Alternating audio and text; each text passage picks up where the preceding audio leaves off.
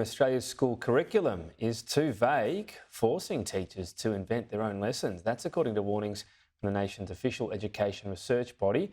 Data shows American students are taught 4 times as much biology as Australian children. Science topics taught in Canada in Year 7 are taught to Australian students in Year 10. Plus, universities have to run remedial literacy classes for students who can't write.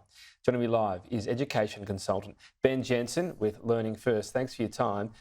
We've heard a lot of reports around NAPLAN, of course. Does this sort of lift the lid on that? How damning is how far we're behind other nations on what we've been reading? Well, I think we've all heard the stories of the declines in Australian school education, the declines in performance and the increase in inequality. What we've been arguing and what this report shows is we've talked a lot of things about teacher effectiveness, teacher quality, and to be honest, often pointed the finger at teachers. But what this shows is we actually have very, very large problems with our national curriculum.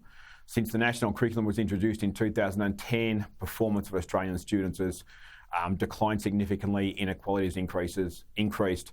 And what our report shows is we've looked at the science curriculum of the Australian curriculum compared to other countries, and we have a massive halt. We have half the content in the first 9 years of schooling compared to other countries. We have less depth, less breadth of topics, and some really poor sequencing of learning, which is so effective for students, so important for students. So we really have at the core of our education system, the curriculum is always the core of an education system, and we have fundamental problems there that are going to be very hard for us to overcome if we don't change the curriculum. So only since 2010, this does take in a period which has sort of seen NAPLAN decline. What can you say around that curriculum? Has it reduced in sort of its audacity, its breadth, or is it just others have started to, other countries have started to increase that curriculum, broaden it, and go a bit quicker, more complex stuff for younger students? What can you say to that? Well, we've only looked at the last 2 versions of the national curriculum, so I can't really speak at this stage for what it looks like when it was first introduced in 2010. That's work we have to do, to be honest.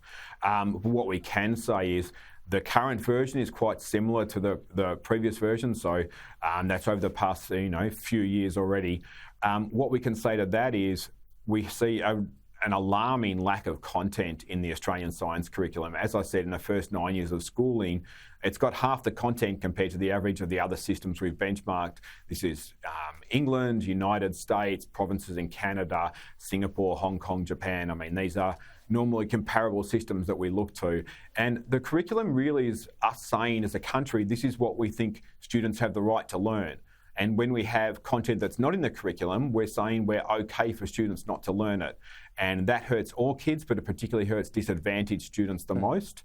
And what our research shows is that we are happy with an awful lot of content not being taught to Australian students that a lot of other countries consider essential learning for their students. You're talking science. I'm going to get very unscientific and talk personal experience. It just struck me at school when there was a very slow pace to things and things weren't challenging. We got bored. Students get bored, they muck up, and then you don't even learn the basics. And you have a particular, maybe a curriculum or teacher or whatever it might have been. You just go, I can't even remember anything to do with medieval history. Can that be playing into it as well? We're sort of conscious, let's not overload students when these brains are sponges at this age and they can often take on a lot more than we give them credit for. Yeah, look, a curriculum is a fundamental core of the education system that sets the learning entitlement or sets expectations. It sets floors and ceilings for our expectations for student learning. So it's exactly what you're talking about, where we basically, when you have half the content, you're basically setting the expectations very, very low compared to other countries. So when you're talking about not having the learning experiences that you'd hoped for, not basically being engaged in what can be fascinating and incredibly interesting knowledge, topics and skills, then, that's an issue for the curriculum, and that's what we're pushing for. Our kids deserve a world-class curriculum. Our kids deserve to go to schools that are supported by a world-class national curriculum. And what our research shows, particularly in this case for science, is that that's clearly not the case. Ben Jensen, appreciate your time today. Thank you.